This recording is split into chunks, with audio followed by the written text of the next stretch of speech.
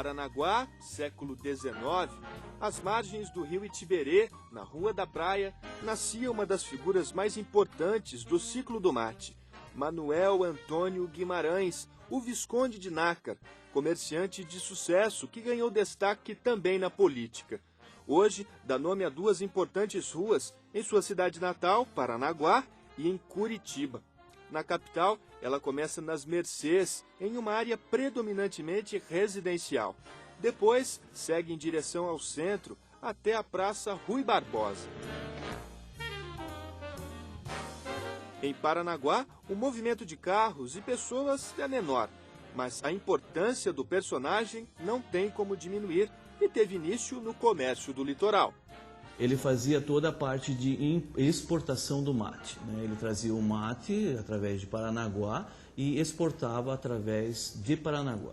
Além disso, ele também possuía uma série de outros comércios, né? Também com arroz, também com mandioca, fazendas, sítios, casas de aluguel e comércio muito forte na cidade. Tanta força fez o Visconde ganhar um apelido na região. Ele foi chamado assim, o senhor do comércio, o dono do comércio, né? Então, tanto na cidade de Paranaguá, como na cidade de Curitiba. Ele era vamos dizer, um empresário multifacetário, tinha muitas facetas.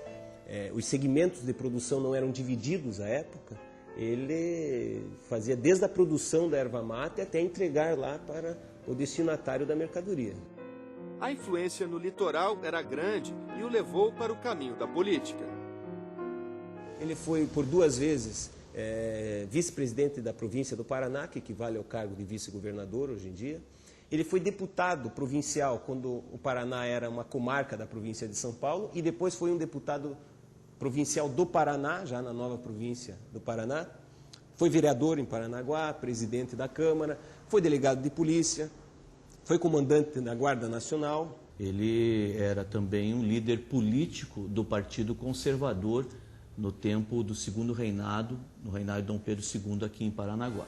Um dos prédios mais antigos de Paranaguá é o palácio onde Visconde de Nácar morou, mas não foi projetado para ser residência.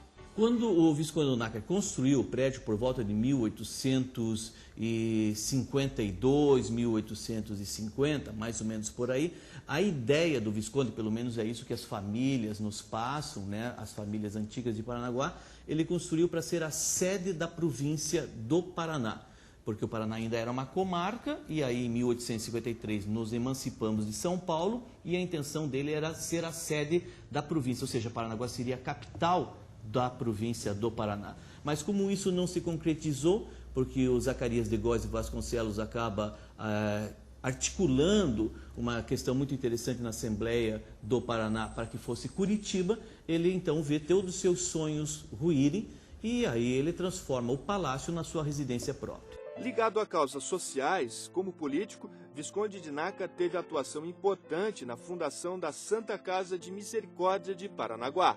Existe uma irmandade, né, a Irmandade Santa Casa de Paranaguá, e é interessante porque nós estamos em pleno século XIX e o período do segundo reinado, a saúde não é pública. Como é que se resolve isso? Isso é até incentivado pelo imperador Dom Pedro II. Se fundam irmandades. As irmandades são compostas por empresários, por personalidades, por políticos que gerenciam a saúde no município.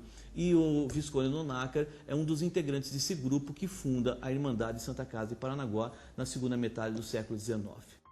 Um homem com tanta importância na história foi cercado também de pequenas curiosidades, como o fascínio por festas à fantasia. Ele gostava muito de baile à fantasia. Ele gostava muito daquelas fantasias europeias, né?